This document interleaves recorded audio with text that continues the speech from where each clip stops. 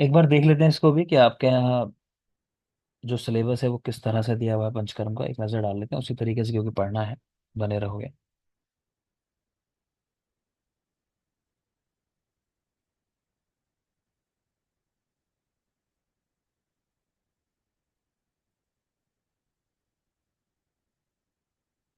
तो ये आपका सिलेबस है, पंचकर्म। हम्म, तो काय चिकित्सा एवं पंचकर्म, तो ये वाला पार्ट है जो हमें देखना है। तो अवस्थानुसार चिकित्सा सूत्र आपको दे दिए हैं, ग्रुप में आ गए हैं, मैंने देखा है। ठीक है। तो चिकित्सा सूत्र जो है अपने, वो याद कर लोगे। डिस्कशन जैसे ही चिकित्सा वाला पोर्शन आएगा मैं कर लूंगा। ठीक है ना। तो साथ में ले लेंगे अभी, है ना। मैं चिकित्सा के नोट्स भी दे दूंगा आपको अगले 2-3 दिन के अंदर। कल छुट्टी हो जाएगी सैटरडे को, तो मुझे भी टाइम मिल जाएगा, और संडे 2 दिन मिल जाएंगे। तो मैं नोट्स आपके प्रिपेयर करके भेज दूंगा, काय चिकित्सा जो आपको पढ़ाना है मुझे। ठीक है। तो अवस्थानुसार चिकित्सा सूत्र ये चीज हो जाएगी। Principles of Panchakarma therapy as found in Kalpasthana and Siddhisthana of Charaka Samhita. ठीक है। तो सिर्फ चरक के अनुसार जानना चाह रहे हैं बेटा। तो जो नोट्स हैं आपके उनमें शारंगर वगैरह भी लिखे हुए हैं, तो उन पे हम फोकस नहीं करेंगे। हम सिर्फ चरक वाले पोर्शन को पकड़ेंगे। Psychological disease and their perspective from modern science. ठीक है। तो साइकोलॉजिकल डिजीज जो है इनको देख लेंगे। आयुर्वेद में तो मेनली उन्माद अपस्मार हो जाएंगे 2 चैप्टर, तो वो चिकित्सा सूत्र में वो भी आ जाएंगे। प्लस मॉडर्न साइंस का कोरिलेशन करके उसको भी देख लेंगे, कौन सी डिजीज आ सकती है साइकोलॉजिकल डिसऑर्डर्स के अंदर। रसायन वर्गीकरण आपको पढ़ा चुका हूँ, तो इसकी बात नहीं करेंगे। बेसिक्स ऑफ फिजियोथेरेपी, तो ये छोटे छोटे 3-4 टॉपिक हैं। ठीक है। तो आज हम अभी पंचकर्मा शुरू कर रहे हैं। इसके बाद जो लेंगे वो लेंगे साइकोलॉजिकल डिजीज, फिर बेसिक्स ऑफ फिजियोथेरेपी, और उसके बाद मिलूंगा आपका चिकित्सा सूत्र। ठीक है। तो अगला पोर्शन ये कवर करना है, ध्यान रखना। मैंने आपको बता दिया है किस तरह से पढ़ेंगे। चिकित्सा सूत्र सबसे लास्ट में, कि आपको टाइम मिल जाए तैयार करने का। अब वापस आ जाओ। पंचकर्म, तो 2 पीडीएफ है, एक पंचकर्म और एक कल्प सिद्धि करके। ठीक है। तो यहाँ पे पहले बेसिक कॉन्सेप्ट बनाएंगे, पंचकर्म में क्या चीजें हैं। उसके बाद कल्प सिद्धि में बाकी क्या लिखा है वो पढ़ेंगे हम लोग, देखोगे। तो पंचकर्म 2 पूर्व कर्म होते हैं, स्नेहन स्वेदन। ठीक है। आचार्य डलहन ने पाचन को भी पूर्व कर्म में रख दिया है, जानना चाहो तो जान सकते हो, सवाल नहीं बनेगा। चरक की बातें पूछी आपसे। तो पूर्व कर्म 2 है चरक के, स्नेहन कराना और स्वेदन कराना। ठीक। अब स्नेह के बारे में सारी बातें हैं आपको चैप्टर नंबर 13, ज्यादातर लोगों ने पढ़ लिया है। चरक सूत्र 13 नहीं पढ़ा कोई बात नहीं, पढ़ना आपको जरूरी नहीं है। यहाँ जरूरी बातें लिखी हुई हैं, ध्यान से देख लो। स्नेह के बारे में क्या पॉइंट पता होने चाहिए आपको। तो स्नेह की 2 योनियां होती हैं, स्थावर और जांगम। योनि मतलब सोर्स, कहाँ से ले रहे हो उनको, है ना। तो एनिमल हो सकते हैं तो जांगम, और स्थावर यानी प्लांट बेस्ड, जैसे तिल का तेल हुआ, सरसों का तेल हुआ, वो सब चीजें। तो स्थावर जांगम। स्थावर स्नेह में तिल का तेल श्रेष्ठ है। ठीक है। शरीर में बलाधान करने के लिए और स्नेहन के लिए तिल का तेल यूज करते हैं, लेकिन अगर विरेचन कराना हो तब एरंड का तेल श्रेष्ठ है, ये बात ध्यान रखना। एक जनरल स्टेटमेंट पूछे कौन सा स्नेह बेस्ट है, तो आप आंसर लगाओगे तिल का तेल। ठीक है। कौन सा तेल मतलब बेस्ट है, तो तिल का तेल बेस्ट है। पूछे है कि विरेचन कराने में कौन सा तेल बेस्ट है, तो आप आंसर एरंड तेल लगाओगे। अगर पूछे ओवरऑल कौन सा स्नेह सबसे श्रेष्ठ है, तो कहा जाता है घृत को, घृत। ठीक है। उसमें गुण है, एक कैरेक्टर है घृत का, जो हम याद करते हैं, संस्कारों का अनुवर्तन कर लेना। ठीक है। उसका मतलब होता है दूसरे के गुणों को ले ले और अपने गुणों को भी ना त्यागे। उसको बोलते हैं संस्कार अनुवर्तन कर लेना। तो वो घृत के अंदर है। ठीक है। यहाँ लिखा भी है। जांगम स्नेह में गोघृत, वो श्रेष्ठ है। ओवरऑल भी वही श्रेष्ठ है सारे स्नेह में। स्नेह 4 प्रकार के होते हैं, घी, तेल, वसा और मज्जा। किसका सेवन कब करना है, मेरे ख्याल से 2-3 बार हम बात कर चुके हैं इस बारे में अलग अलग जगहों पे। तो श्लोक भी है। सर्पी शर्दी पातव्यम, यानी घृत को शरद ऋतु में लेना चाहिए, सर्पी शर्दी पातव्यम। ठीक है। वसा मज्जा माधवे, वसा और मज्जा का सेवन माधव में करना है। ठीक है। माधव यानी बसंत से इन्होंने मेनली वहां रिलेट किया है टीका में से। तो वसा मज्जा माधवे। तेलम प्रावृषि, तेल को प्रावृत ऋतु में यूज करना है, तो ये तो बिल्कुल रटा हुआ होना चाहिए। दूसरी जरूरी बात कि अनुपान क्या होता है, तो यहाँ स्पेसिफिक अनुपान बताया बेटा। घृत का उष्ण जल, तेल का यूष, वसा और मज्जा, उनका आंसर है माधव। इस तरह याद रखते हैं, माँ से माधव, माँ से मंड। तो अनुपान दोनों का ही मंड है। दोनों की ऋतु माधव है जब लेना है उनको, और अनुपान दोनों का मंड है। अगली जरूरी बात सामने और लिखी हुई है कि ये जो स्नेह है ये उत्तरोत्तर गुरु है, नॉर्मली जब आप स्नेह पढ़ते हो तो क्रम यही याद रखते हैं हम लोग, घी तेल वसा मज्जा। तो ये जो क्रम है हमारा, ये गुरुता का क्रम है ना। और अगर कोई चीज आप खा रहे हो, सेवन कर रहे हो, तो एक जनरल सा कॉन्सेप्ट है कि चीजें लघु होती हैं तो अच्छी होती हैं, और जितना गुरु होगी उतना ही कम अच्छी होगी। तो उस तरह भी आप सोच सकते हो कि घृत सबसे लघु है, तो वो श्रेष्ठ है। ठीक है ना। तो घी तेल वसा मज्जा उत्तर उत्तर गुरु है, ये भी याद रखोगे।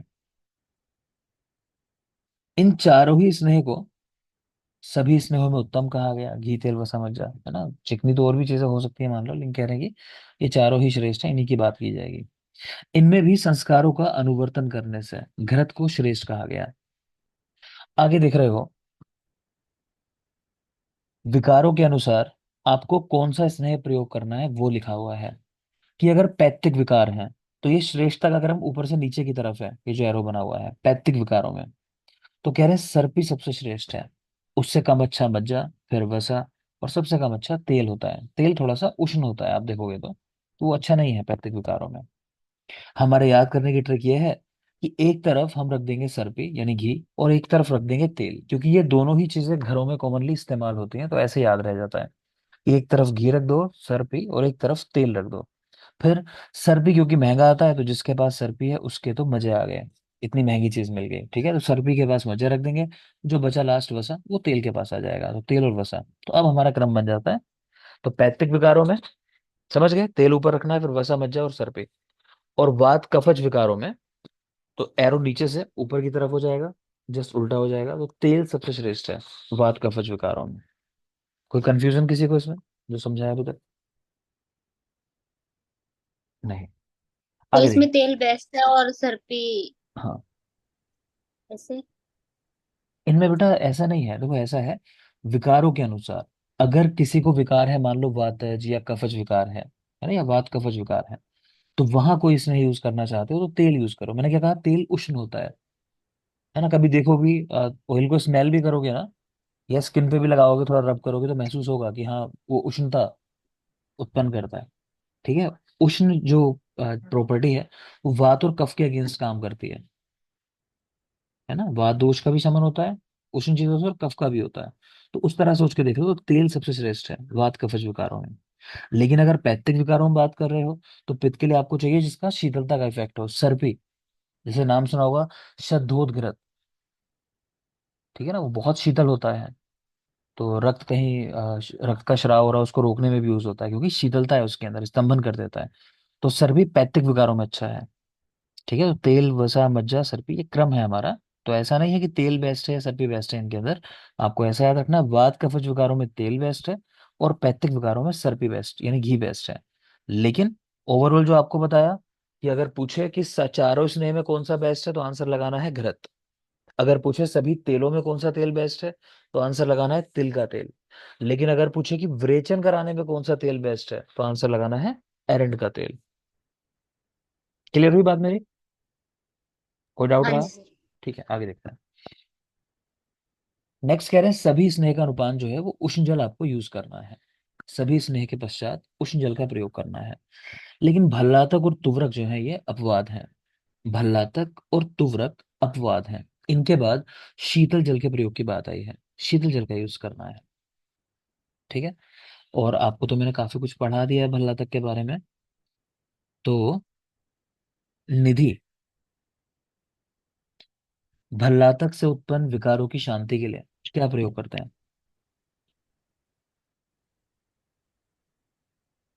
सर सर को नारियल जल।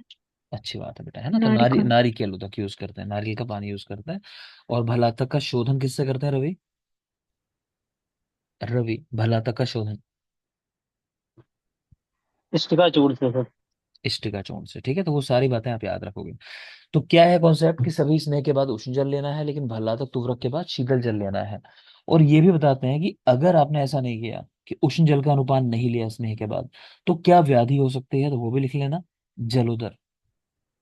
ठीक है, इस नियम का पालन ना करने से अगर उष्ण जल नहीं लेते हो, तो क्या हो सकता है, जलोदर रोग हो सकता है, वो भी याद रखेंगे।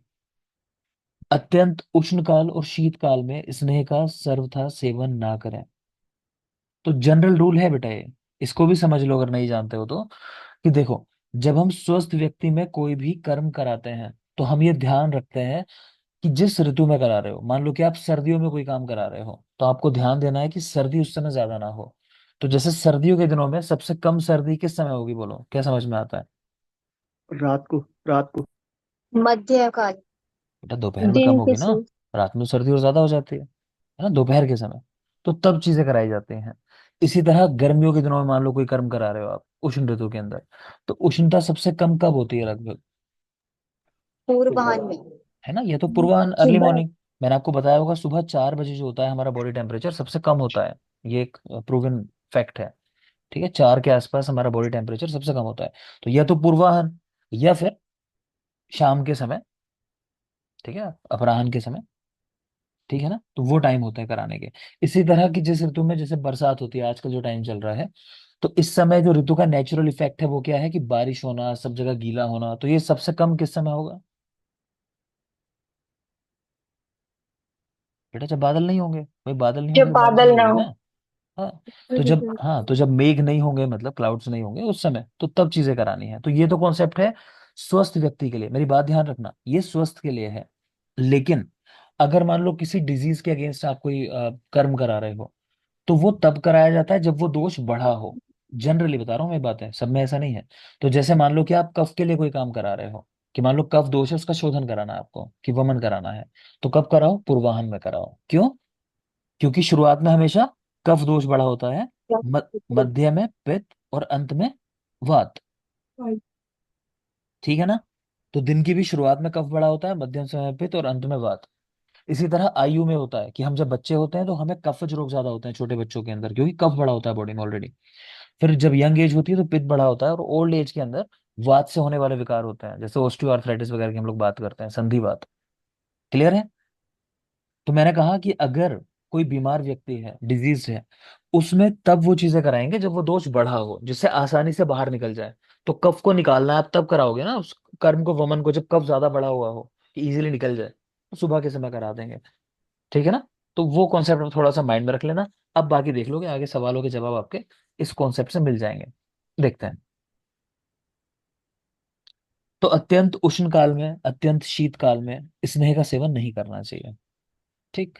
कह रहे फिर भी आपने रूल फॉलो नहीं किया, मान लो कि किसी व्यक्ति के शरीर में वात और पित्त दोष बढ़े हुए थे, या फिर उष्ण काल था। ठीक है। तो उसमें बता रहे हैं कि भाई रात्रि के समय आपको स्नेह सेवन कराना चाहिए था, क्योंकि उष्ण काल है, गर्मियों के दिन है। तो कह रहे हैं शाम के समय थोड़ा मौसम ठीक होगा, गर्मी नहीं होगी। ठीक है, तो रात्रि के समय मतलब आपको स्नेहपान कराना चाहिए था। या फिर शरीर में पित्त दोष जैसे बढ़ा हुआ है, वात और पित्त दोनों लिखे हैं, अगर पित्त पे मेन फोकस करना, तो पित्त बढ़ा हुआ है ऑलरेडी, है ना, दिन में तो वैसी गर्मी होगी। तो शाम के समय आपको स्नेहपान कराना था, लेकिन आपने नहीं फॉलो किया रूल को। तो व्यक्ति को क्या हो सकता है? पित्त के बढ़ने से जो कॉम्प्लिकेशन हो जाते हैं, तो मूर्छा, पिपासा, उन्माद और कामला। ठीक है, ज्यादा माइंड मत लगाना। जैसे मूर्छा है, देखो, तो आप लोगों को अगर ध्यान हो, जिन लोगों ने पढ़ा है, मैंने आपको स्वेदन पढ़ाया होगा, स्वेदन के अति योग का कोई बता पाएगा? क्या कैरेक्टर पढ़ते हो स्वेदन अति योग में, क्या होता है? रक्त पित्त के समान। सर पित्त प्रकोप पित्त होगा। प्रकोप मूर्छा। ठीक है ना। तो पित्त का प्रकोप हो जाता है, मूर्छा हो जाती है। ठीक है ना, तो वहां से भी रिलेट कर सकते हो, देखो पित्त बढ़ा, बात समझ रहे हो, क्योंकि दिन के समय आपने करा दिया मान लो स्नेहपान उष्ण ऋतु के अंदर, तो पित्त वाले प्रकोप की चीजें हो रही हैं। प्यास लग रही है, पित्त की वजह से ही होगा। उन्मादी इन जनरल हम लोग ये समझते हैं। आप लोग को मैंने प्रकृति पढ़ाई है, चलो मुझे बताओ किसका गुण है ये?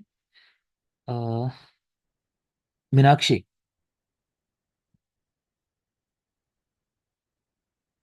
हाँ जी सर। 2-3 कैरेक्टर बोल रहा हूँ, बताओगे किस प्रकृति के हैं ये? एक है सदा व्यथित आस्य गति, एक है कि समितिषु दुर्निवार्य, और एक है कि लड़ाई झगड़े ज्यादा करने वाला, मतलब मैं हिंदी में बोल रहा हूँ, शब्द तो अलग है। सर बात बात। सबको ऐसा लगता है? सर पित्त प्रकृति। पित्त पित्त प्रकृति प्रकृति में से। है। ठीक है। तो पित्त प्रकृति वालों के अंदर कैरेक्टर होता है। तो उन्मादी भी नॉर्मली उन्हीं को समझते हैं कि कोई उन्मादी हो गया कि वो लड़ाई झगड़ा कर रहा है सबसे, कि क्या वो पागल हुआ है क्या, ऐसा कह देते हैं लोग। तो उस तरह सोच सकते हो।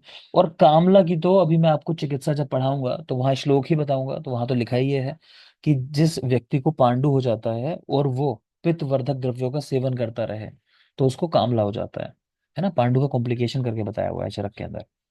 तो वैसे भी याद रख सकते हो। ठीक है, तो मूर्छा, पिपासा, उन्माद, कामला। तो ये कब होते हैं? उष्ण काल में दिन के समय स्नेहपान करा दिया जाए, या वात पित्त के प्रकोप में दिन में करा दिया जाए स्नेहपान। नेक्स्ट कंडीशन आती है कफ की प्रधानता है, यह शीतल काल है, सर्दियों के दिन है। तो कब कराना चाहिए था स्नेहपान? दिन के समय कराना चाहिए था कह रहे हैं। लेकिन आपने ध्यान नहीं दिया, आपने रात्रि में करा दिया। तब क्या क्या हो जाएगा? तो आनह, अरुचि, शूल और पांडुता। बेटा माइक ऑफ कर लोगे? माइक ऑन है किसी का? लोकेश। ठीक है। तो आनह, अरुचि, शूल और पांडुता। तो हम लोग याद रखते हैं यहाँ पे कि पास, शब्द याद रखते हैं पास।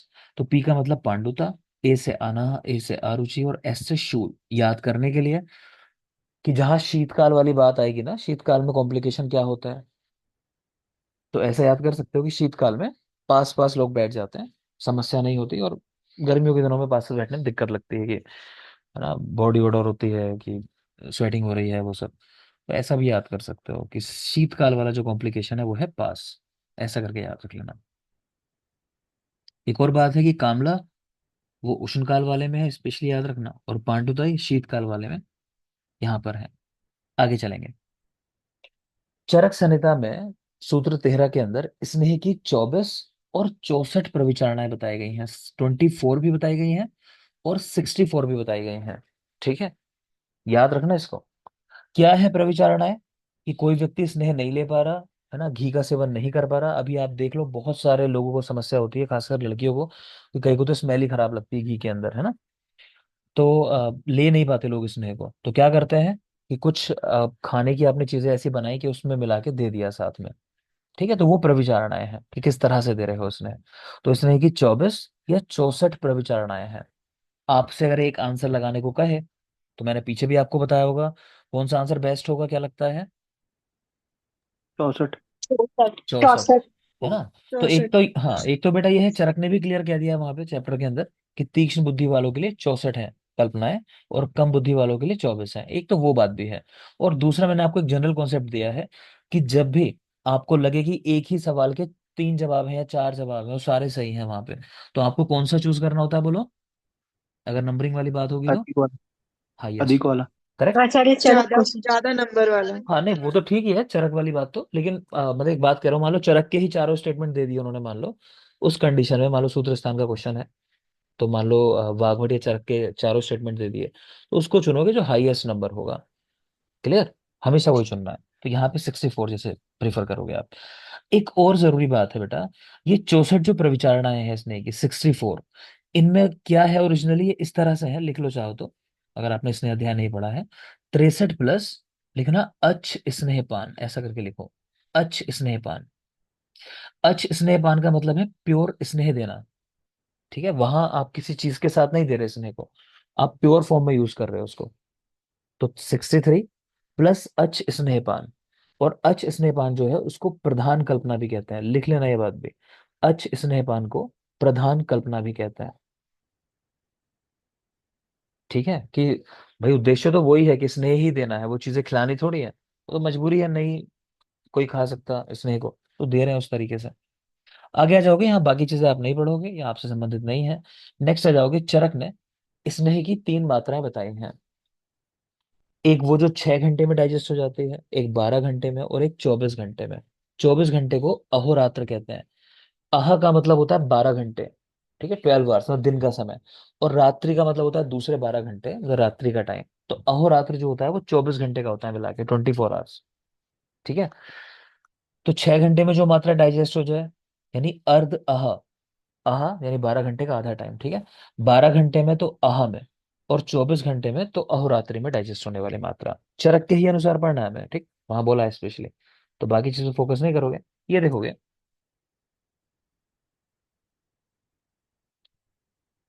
ये देख पा रहे हो, 2 याम जो होता है वाग्भट के अनुसार, एक याम 3 घंटे का होता है, 2 याम 6 घंटे का हो गया, तो चरक के जैसा ही हो गया। मैं ये बताना चाह रहा हूँ, इनका भी 6 12 24 घंटे वाली बात है। मेन बात क्या है वो देखो ध्यान से। हमने सबसे छोटी मात्रा पढ़ी जो 6 घंटे में डाइजेस्ट हो जाती है, 6 आवर्स के अंदर, चरक की, इससे छोटी कोई मात्रा नहीं पढ़ी, ठीक। अब देखो आगे क्या लिख रहे हैं। लिख रहे हैं जो स्नेह की मात्रा 6 घंटे से भी कम समय में डाइजेस्ट हो जाए। 2 याम यानी 6 घंटे ही होते हैं, ठीक है ना, ब्रैकेट में लिख सकते हो चाहो तो अपने रेफरेंस के लिए। तो 2 याम से भी कम समय में जो मात्रा जीर्ण हो जाए, उसको ह्रस्वयसी मात्रा कहते हैं, ह्रस्वयसी मात्रा। ये किसको दी जाती है? अज्ञात कोष्ठ के व्यक्ति में दी जाती है। बहुत बहुत जरूरी बात है, आपको पता नहीं है कि व्यक्ति का कोष्ठ कैसा है ना, कि क्रूर कोष्ठ वाला है, मध्यम कोष्ठ का है। ठीक है, तो ऐसे व्यक्ति में जहां आपको कोष्ठ का ज्ञान नहीं है, तो उस व्यक्ति को हरस जैसी मात्रा देते हैं, 2 याम से भी कम समय में डाइजेस्ट होने वाली, कि आपको पता लग जाए कि अच्छा इसके लिए हमें प्लानिंग करनी है, तो कितनी मात्रा लगेगी इस व्यक्ति में। ठीक है, तो याद कर लेना, अज्ञात कोष्ठ में सबसे छोटी मात्रा से भी छोटी मात्रा हरस जैसी मात्रा कहते हैं उसको। नेक्स्ट चलिए, स्नेह का प्रकर्ष काल। प्रकर्ष काल का मतलब है बेटा वो टाइम कि जिस समय के बाद अगर आप व्यक्ति को स्नेह का प्रयोग कराते हो तो कोई लाभ नहीं है उसको, है ना। जैसे मान लो एक गिलास के अंदर पानी भरा हुआ है, उसकी एक क्षमता होगी कुछ, मान लो कि 300 ml वाटर आ सकता है गिलास के अंदर। आप उसके बाद डालते जाओ जितना भी डालना है पानी, तो कोई फर्क नहीं है, उससे कोई फायदा नहीं है। ठीक है ना, वो सब बाहर गिरता जाएगा, उसकी क्षमता पूरी हो चुकी है। तो प्रकर्ष काल क्या है, ये वो समय है जिसके बाद स्नेहपान कराने का कोई लाभ नहीं है। ठीक, तो कम से कम कह रहे टाइम है 3 दिन, और अधिक से अधिक है 7 दिन। देख के समझ आ रहा होगा। तो 3 दिन का समय जो होगा ये किसके लिए होगा, जो मृदु कोष्ठ वाले हैं, मृदु कोष्ठ। और हम लोगों ने बात की थी, इसलिए मैं सवाल करूंगा, जिसको पूछो बस वो बोलना, बाकी लोग नहीं।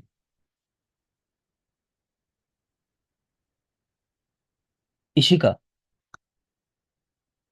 Yes sir. बेटा एक व्यक्ति को त्रिफला लेने के बाद विरेचन होता है, तो वो व्यक्ति किस कोष्ठ में आएगा, क्रूर कोष्ठ, मध्यम कोष्ठ या मृदु कोष्ठ। सर मृदु कोष्ठ में। ठीक है ना, तो याद रखना, त्रिफला सेवन से किसी को विरेचन होता है तो उसको मृदु कोष्ठ में रखा हुआ है। ठीक है, मृदु कोष्ठी को होता है विरेचन। आगे देखें, तो स्नेह का प्रकर्ष काल कम से कम 3 दिन, अधिक से अधिक 7 दिन। तो 7 दिन का समय जो लग रहा है उनमें लग रहा है जो क्रूर कोष्ठ वाले हैं, और 3 दिन का समय जो मृदु कोष्ठ वाले हैं। 7 दिन के बाद स्नेह सात में हो जाता है। ठीक है, 3 दिन के बाद भी हो जाएगा जो मृदु कोष्ठ वाला है, मान लो।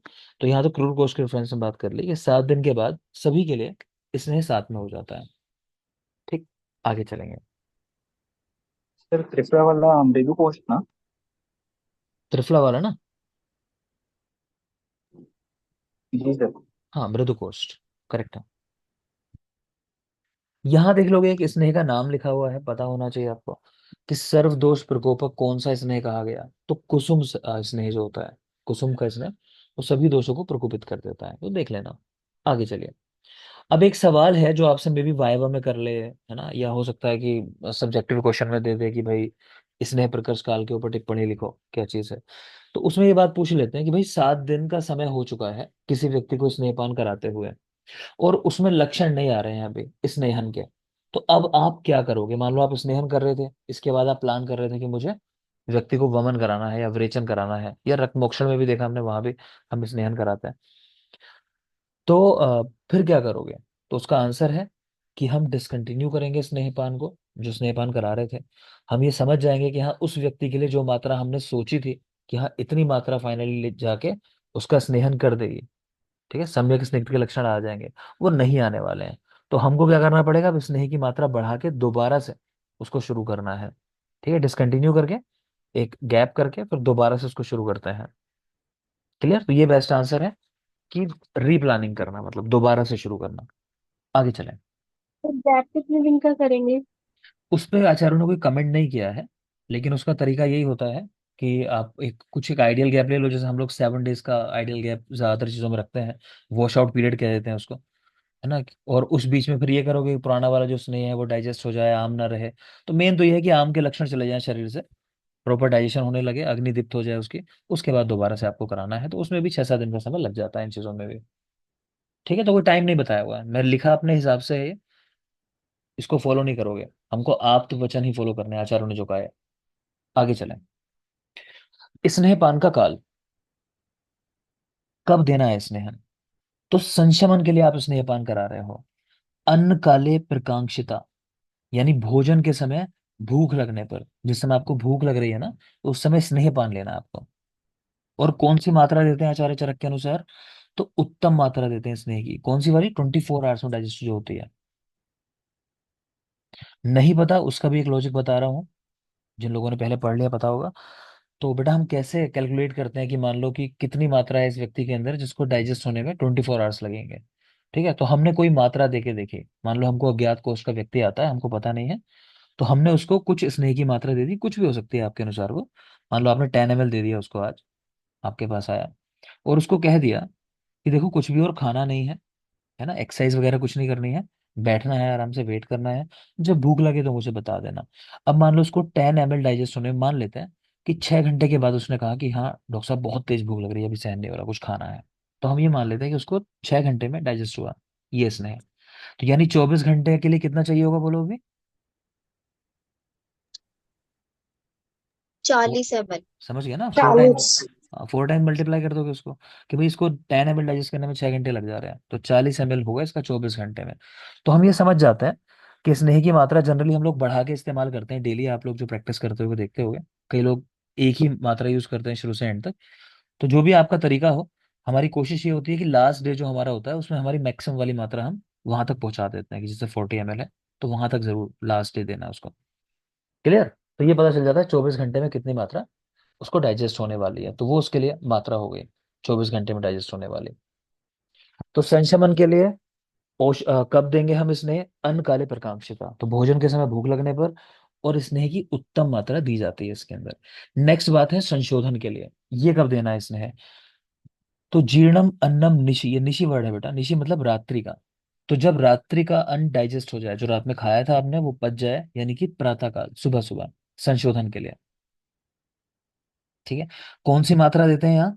स्नेह की मध्यम मात्रा, मध्यम मात्रा देते हैं। याद रखना, लोग कंफ्यूज होते हैं, लोग संशोधन के लिए प्रधान मात्रा लगाने लगते हैं, तो आप ध्यान रखोगे संशोधन में मध्यम मात्रा है और संशमन के लिए उत्तम मात्रा है। दूसरी जरूरी बात, एक और शब्द लिखा है इसके आगे मध्यम मात्रा के, मंद विभ्रंशा। विभ्रंश का मतलब होता है कॉम्प्लिकेशंस। तो मध्यम मात्रा से मंद कॉम्प्लिकेशंस हो सकते हैं, कम कॉम्प्लिकेशंस हो सकते हैं। ठीक है, और जो मृदु मात्रा होती है ना उससे नहीं होते। आगे चलिए। पित्त दोषों के लिए घृत श्रेष्ठ होता है, लेकिन साम पित्त में अच सर्पी का निषेध है। मतलब क्या है? कि ठीक है भाई, किसी में पित्त दोष है, आपको घृत देना है दे सकते हो, कोई इशू नहीं, लेकिन ये देख लो कहीं ऐसा तो नहीं है कि व्यक्ति में आम का संबंध बना हुआ है। ठीक है, अगर मन में कोई डाउट आता हो तो यहाँ एक और कॉन्सेप्ट बता रहा हूँ, फिलहाल समझ लेना। चरक चिकित्सा 15 में लिखवा भी दूंगा, बस समझ लो ये क्यों बात आई यहाँ पे पित्त के साथ आम की। इसका एक लॉजिक होता है जो बार बार ये बात आती है, इसलिए आती है कि कुछ लोग ऐसा कहते हैं, और सुश्रुत ने भी कहा है कि क्या शरीर में पित्त के अतिरिक्त अन्य कोई अग्नि है, तो उसका जवाब है नहीं। क्लियर, यही आंसर लगाना होता है, आपकी बुक्स में क्वेश्चन आया कई बार ये, कि क्या शरीर में पित्त के अतिरिक्त अन्य कोई अग्नि है, तो आंसर लगाते हैं नहीं। तो लोग सवाल करते हैं, तो जब पित्त ही अग्नि है, अग्नि ही आम को पचाने का काम करती है, डाइजेशन का काम करती है, तो पित्त की वजह से आम कैसे हो सकता है, या पित्त के साथ आम कैसे हो सकता है? ये सवाल क्रिएट होता है। ठीक है ना? तो इसका जवाब ये है कि पित्त के जो गुण होते हैं, चरक सूत्र 1 में आप लोग को पढ़ाए होंगे, उन गुणों में एक गुण था, कौन सा? द्रव। द्रव। द्रव। ठीक है, तो द्रवम अम्ल। ठीक है बेटा, तो पित्त जो होता है उसमें द्रवता भी एक गुण है। पित्त के गुणों में द्रवता, द्रवता यानी लिक्विडिटी। और कहते हैं कि लिक्विड यानी जल से, उसका आंसर दिया है मान के कि जल चाहे उष्ण हो चाहे शीतल हो, अगर आप अग्नि के ऊपर डालोगे तो उसको कम करने का काम करेगा। तो पित्त के साथ कब आम का संबंध हो जाता है? अगर पित्त का द्रव गुण ज्यादा बढ़ जाए, तो वो अग्नि को नहीं बढ़ाएगा, फिर वो अग्नि को सबसाइड करने लगता है, इसीलिए आम बन जाता है। ठीक है ना? तो ये जवाब है इस बात का, पित्त के द्रव गुण की वजह से आम बनता है। ब्रेक लो, एक टाइम ब्रेक का हुआ, 10 मिनट, वापस आएंगे, कंटिन्यू करेंगे। सवाल अब बेटा मैं पूछना शुरू करूंगा, ध्यान रखना, जो पढ़ाया अब तक पढ़ते चलो, याद करते चलो। अब मेरे सामने जैसे ही कोई रेफरेंस आएगा मैं आपसे तुरंत सवाल करूंगा, किसी से भी रैंडमली सवाल करूंगा, तुरंत माइक ऑन करना है, तुरंत जवाब देना है। ठीक है, अब काफी पढ़ चुके हो आप लोग। थैंक यू, 10 मिनट, वापस आएंगे।